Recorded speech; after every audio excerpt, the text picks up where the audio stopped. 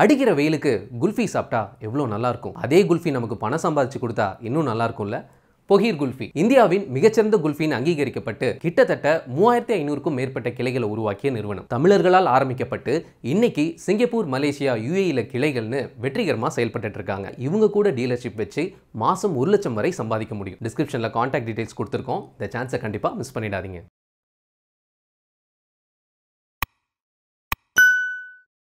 வணக்கம். இப்போ யாரை பார்த்தாலும் சரி இந்த ஆடி A6 மேட்டருக்காக எங்க கிருத்தியாக்கா போட்டு கலாய்ச்சிக்கிட்டே இருக்காங்க. அவர் வச்சிருக்கிறது ஒரே ஒரு கார் தான், ஆடி A6. ஓகே, ஆடி A6 கார் மட்டும் தான் அவர் வச்சிருக்காரு. சொகுசு கார் அப்படிங்கறதே எங்க கிட்ட இல்ல. நீதாப்பா அதெல்லாம் இருக்கட்டும்.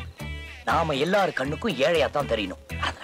சரி, ஊருக்கு புதுசா உங்களை பார்த்தா ஏழைங்க மாதிரி தெரியுது, உதவி பண்ணலாம்னு கூப்பிட்டேன். இப்போ அவங்க என்ன அப்படி தப்பா சொல்லிட்டாங்க? எங்க ஊர் பக்கம்லாம் நீங்க போய் பாருங்க, இதே மாதிரி வண்டிகள்ல தான் போட்டு பழைய பட்டு பாவாடை, பட்டு புடவை, பட்டு ஜெரிகை, பட்டு அங்கவஸ்திரம், இது என்ன நிலைமையில இருந்தாலும் சரி, எப்படி கிழிஞ்சிருந்தாலும் சரி, நல்ல விலைக்கு எடுத்துக்கிறோம். ஏன் காலையில எங்க வீட்டுல பால் பாக்கெட்டு போடுற அண்ணனே நல்லா மைலேஜ் தருதுன்னு இந்த வண்டியில தாங்க பால் போட்டுக்கிட்டு இருக்காரு.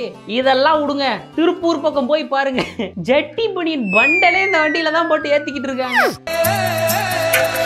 நம்ம ஊரு வண்டி நல்ல ராசியான வண்டி, பல லட்சம் பேரு ஓட்டுறாங்க பாரு, நம்பிக்கையான வண்டி என்னைக்குமே ஜோரு.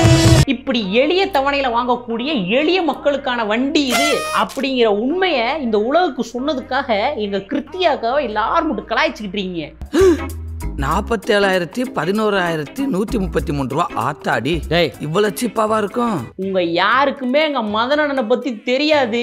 அவர் மட்டும் வெளியில வந்தாரு, அக்ரெசிவா ஒரு லைவ போட்டு உங்க எல்லாரையும் பம்பிஸ்தானம் பண்ணி விட்டுருவாரு. ரோலிங் அப்போ என்ன இருமுற? இருமலடா உருமுற. இதே மாதிரி நிறைய அக்காக்களை சம்பந்தமே இல்லாம எல்லாரும் கலாய்ச்சிக்கிட்டு இருக்கீங்க. அதை பத்தி தான் இந்த வீடியோல பார்க்க போறோம். இந்த வீடியோ அக்காக்களுக்கான ஒரு ஸ்பெஷல் 420. நம்ம ஷோ பேர் 420. நான் உங்க மதுரை மைக்கேல். கல்லு உடைக்கிற ஜெயில் இல்ல, கண்ணு முழிக்கிற இரவுல, தப்பிச்சு போகவும் வழி இல்ல, எப்ப கிடைக்குமோ விடுதலை, மத்திய சிறையில நான் லத்தியும் உதையில.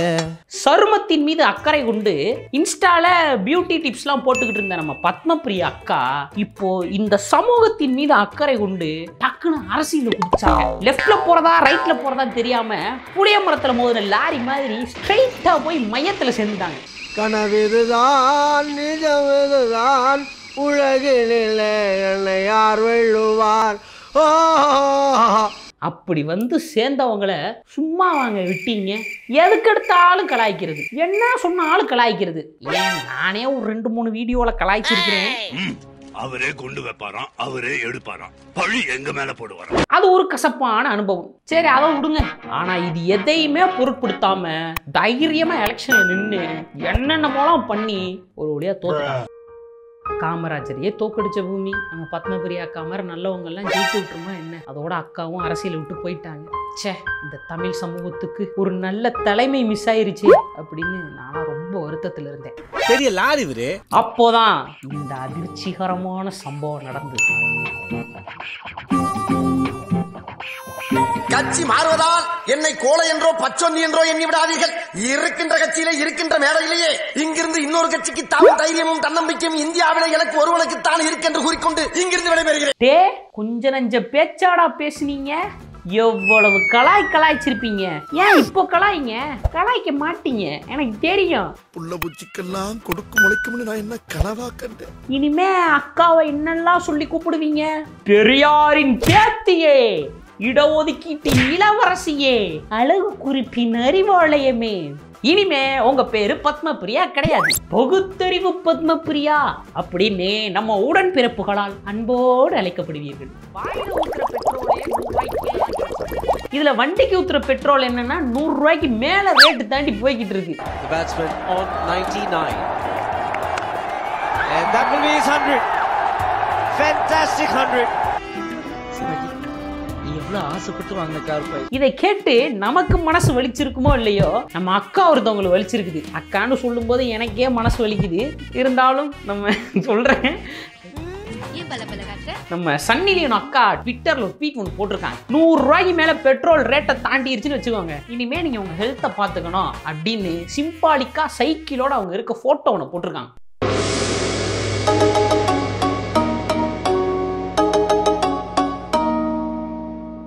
அதாவது நம்ம அக்கா என்ன சொல்ல வர்றாங்கன்னா, இந்த பயலுக பெட்ரோல் ரேட்டை கம்மி பண்ணுவாங்க நீங்க நினைச்சீங்கன்னு வச்சுக்கோங்க, நீங்க தான் முட்டாள். அதனால காரு பைக்கு வேற என்னெல்லாம் வச்சிருக்கீங்களோ எல்லாத்தையும் வித்துட்டு பழைய இரும்பு சாமா ஈயம் பித்தாளைக்கு பேர் சம்பளோ ஒரு நல்ல சைக்கிளா போய் வாங்கி ஓட்டிட்டு தெரியுங்க, அதுதான் உங்க பர்சுக்கும் நல்லது உங்க உடம்புக்கும் நல்லது அப்படின்னு சொல்லியிருக்காங்க.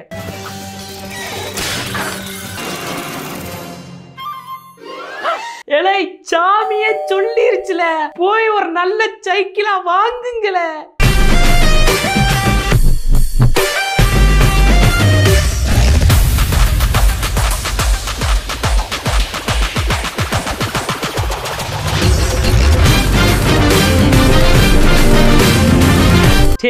இந்த பிஜேபி கூட கூட்டணி வச்சதுனால தான்டா நம்ம கொங்கு மண்டலத்தை தவிர வேற எங்கேயுமே ஜெயிக்கல அப்படின்னு தங்களுடைய மன குமுறலை நிறைய அதிமுக தொண்டர்களும் தலைவர்களும் பொதுவெளியில கொட்ட ஆரம்பிச்சிட்டாங்க.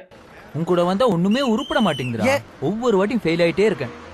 மச்சான் உனக்கு எனக்கு ராசியே இல்ல விட்டுரு. இத பார்த்து நம்ம ஓபிஎஸ் செய்யாவும் இபிஎஸ் செய்யாவும் ஐயோ இவனுங்க பண்றத பார்த்தா முதலுக்கே மோசம் வந்துரும் போலவே அப்படின்னு இனிமே யாரும் பிஜேபிய பொதுவெளியிலையோ சமூக வலைதளங்கள்லயோ அதிமுக பேரை சொல்லி விமர்சனம் பண்ணக்கூடாது அப்படின்னு ஸ்ட்ரிக்டா சொல்லிட்டாங்க. அவங்களுக்கும் முதலாளி மேல விசுவாசம் இருக்குமா இல்லையா? இதை கேட்ட ஒரு சில அதிமுக தொண்டர்கள் அப்படியே ஆக்ரோஷமா கொந்தளிச்சிட்டாங்க. என்னடா அக்காக்கள் எபிசோட் சொல்லிட்டு ஐயாக்களை பத்தி பேசிக்கிட்டு இருக்க அப்படின்னு நீங்க என்ன பார்த்து கேட்கலாம். இருக்கு, இதுக்கு பின்னாடி அக்கா ஒருத்தவங்களோட வேலை இருக்கு. இந்த கோச்சுக்கிட்டாங்க பாத்தீங்களா தொண்டர்கள், அவங்கெல்லாம் யாருன்னா நம்ம சசிகலா அக்காவோட தொண்டர்கள். நீங்க என்ன எங்களை கட்சியை விட்டு தூக்குறது, நாங்க உங்களை தூக்குறோம் அப்படின்னு ஒரு பந்தல போட்டு இவங்க ஓபிஎஸ்ஸையும் இபிஎஸ்ஸையும் கட்சியை விட்டு தூக்கி இருக்காங்க. ஏய், வழக்கமா தலைவர் தானே தொண்டர்களை கட்சியை விட்டு தூக்குவாரு, என்னது இது வித்தியாசமா தொண்டர்கள்லாம் தலைவரை கட்சியை விட்டு தூக்கி இருக்கீங்க? விசித்திரமா இந்த மாதிரி கேள்வி எல்லாம் கேக்குறேங்க. நானே விசித்திரமான ஆளு, ஏன்ட்ட விசித்திரமான கேள்விலாம் கேக்குறீங்க? உங்க கட்சி ஜனநாயக கட்சிங்கிறது தெரியும், ஆனா இதெல்லாம் ரொம்ப ஓவராயப்போ. சமீபத்தில் நம்மளுடைய மீன்வளத்துறை அமைச்சர் அனிதா ராதாகிருஷ்ணன் மீனவர்களை பார்வையிட போகும்போது ஐயோ தண்ணியா இருக்கே, நம்மளுடைய காஸ்ட்லி ஷூ நனைஞ்சிருமே அப்படின்னு அங்க இருக்க மீனவர்களை விட்டு தூக்கிட்டு போக சொல்லியிருக்காரு. அவங்களும் வேற வழி இல்லாம இவர் வேற சொல்லிட்டாரே அப்படின்னு அவரை கைத்தாங்களா தூக்கிட்டு போயிருக்காங்க.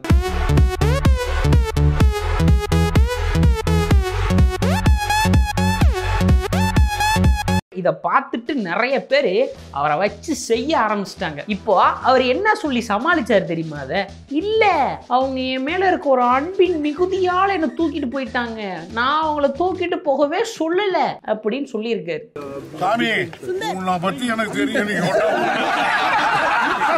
இது உங்களுக்கு எங்கேயோ கேட்ட மாதிரி இல்ல? என்னுடைய பேரனாக நினைச்சுதான் அந்த பையனை கூப்பிட்டு அந்த காலனி அந்த உதவி பண்ண சொன்னதை தவிர வேற எந்த உள்நோக்கம் என்பதை தெரிவித்து. ஏன் சார், அவங்க தான் அவங்கள தூக்கிட்டு போறாங்கன்னு சொன்னாங்கன்னா உங்களுக்கு புத்தி எங்க போச்சு? பொறுப்புல இருக்கீங்க, கொஞ்சம் பொறுப்பா இருக்க வேணாம்? ஏங்க அப்ப தொகுதிக்கு ஒண்ணு நல்லது பண்ண மாட்டீங்களா? யார பார்த்து என்ன கேள்வி கேக்குற? தொகுதிக்கு நாங்க எதுக்கு நல்லது பண்ணணும்? இல்லாத புது பழக்கத்தை ஏற்படுத்த சொல்றேன். பண்றதெல்லாம் பண்ணையார் வேலை, ஆனா பேசுறது மட்டும் சுயமரியாதை பகுத்தறிவு. என்ன அதெல்லாம்? இன்னொரு அக்கா ஒருத்தவங்க இருக்காங்க, அவங்கள பத்தி இந்த மாதிரி பிட்டு பிட்டாலாம் சொன்னோம்னா செட் ஆகாது. அவங்க நியூஸே ஒரு பிட்டு தான். அந்த அக்கா யாருன்னு நீங்க கண்டுபிடிச்சிட்டீங்கன்னா கீழே கமெண்ட் பண்ணுங்க, இல்லாட்டினா அடுத்த எபிசோடு வர வரைக்கும் வெயிட் பண்ணுங்க. இப்போ இந்த வீடியோவை லைக் பண்ணி கமெண்ட் பண்ணி ஷேர் பண்ணுங்க. அடுத்த வீடியோல பார்க்கலாம். பை. மஜா ஆ கயா.